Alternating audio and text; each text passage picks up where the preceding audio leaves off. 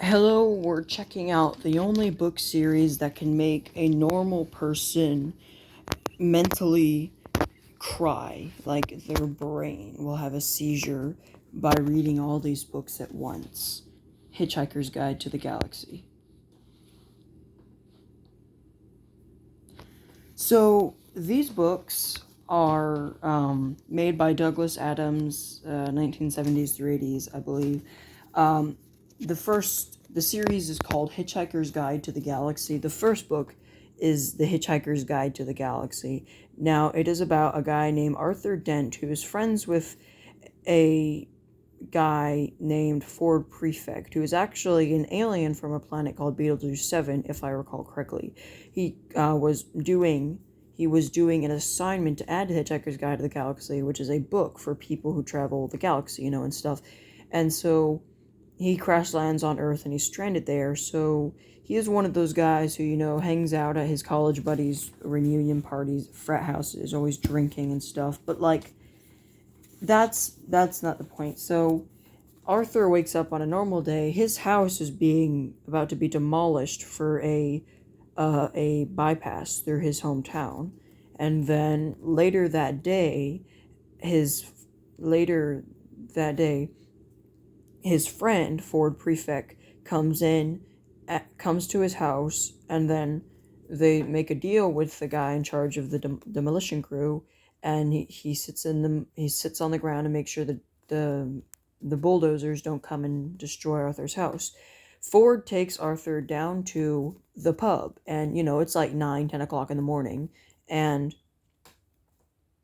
Ford tells Arthur to start drinking. So they're drinking alcohol, and then Arthur's like, why are we doing this? He said, no time, just drink. So later, a spaceship from space, the Vulgans, I believe, they're going to destroy Earth for a hyperspace bypass, and that's why that's why Ford told Arthur to drink, because he thought it would lower the ability to know what's happening.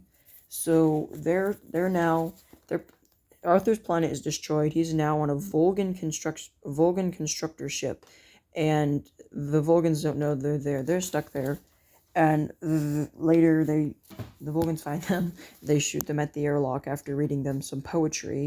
Also, if this actually is a real thing, never listen to Vulcan poetry. You are going to have a massive seizure. They meet the ex-president of the galaxy, Zaphroid Beeblebrox, who stole a spaceship that has a what's it called? The I think it was the improbability, infinite improbability drive. So basically, this ship can defy the laws of physics and nature and all this stuff. So Zaphroid Beeblebrox steals this ship and is trying to find a planet with a race of aliens. I forgot their names. I haven't read this book in a long time. They go to that planet, and basically the people on this planet make custom luxury planets, and they decided they wanted to know what the meaning of life was, so they built a computer called Deep Thought. This computer was designed to tell the meaning of life, which, if you haven't read this book, the meaning of life is 42. Weird answer, by the way. So then, that took 5 million years to come up with that answer. So then the computer says he needs to make another computer to tell the question, which that computer is Earth, but it's disguised like a planet. It took 7 million years, and it was a few seconds until the answer would have been told, but the computer was destroyed by the Vulcan constructor. They blah blah blah blah blah. They leave, all this stuff. So now we're on to the second book, Restaurant at the End of the Universe. In the first book, Douglas Adams, Hitchhiker's Guide to the Galaxy, it ends with Zaphroid Beaverbox going, "Are you hungry, Earthman?" And Arthur's like, "Oh yes, actually." And so he goes, "Good, because we're making a stop at the restaurant at the end of the universe." And now they're on their way to the restaurant at the end of the universe.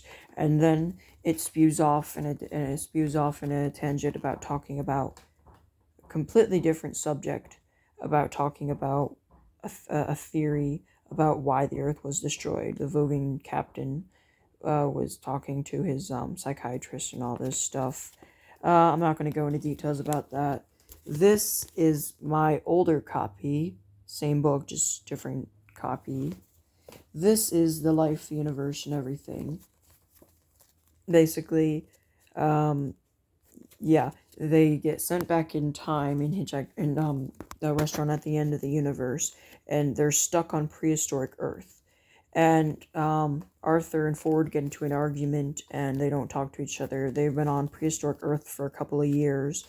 Ford comes back, and they're talking, and in this book, the reason why giraffes' necks are so long is because of Ford. He did some giraffe training.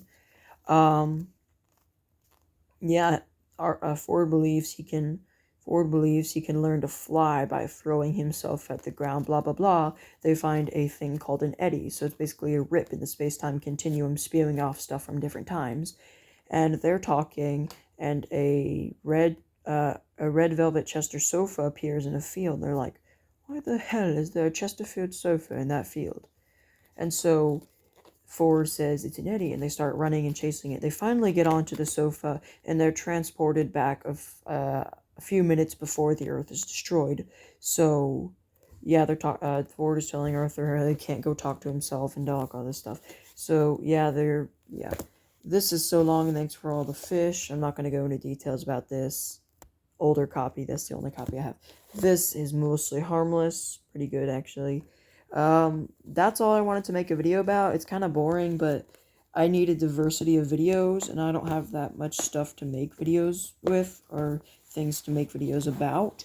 I am, however, going to make another video on Call of Duty Zombies. If you've watched any of my other videos, I made a video about the Call of Duty Black Ops Zombies mobile version. The graphics are terrible, and, yeah, well, that's all. Have a nice day, and goodbye.